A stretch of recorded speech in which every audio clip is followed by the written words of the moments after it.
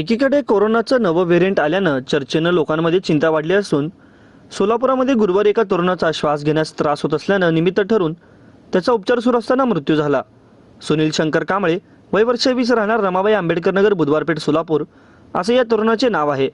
यातील न्यू बुधवारपेठेत राहणारा सुनील याला बुधवारी रात्री श्वासोच्छ्वास घेण्यास त्रास होऊ लागला म्हणून तो शासकीय रुग्णालयात निमित्त केस पेपर काढून उपचारासाठी दाखल झाला. संबंधित तरुणाची तब्येत चिंताजनक वाटत असल्याने डॉक्टरांनी त्यांना गुरुवारी सकाळी त्याला MLC केस पेपर केला. सदर तरुण बेशुद्धावस्थेत असताना त्याच्यावर उपचार सुरू होते, परंतु उपचार सुरू असताना सकाळी 8:45च्या दरम्यान त्याचा मृत्यू झाल्याचे डॉक्टरांनी सांगितले. या घटनेची नोंद सिव्हिल पोलीस चौकी येथे करण्यात आली असून अधिक तपास पोलीस करत आहेत.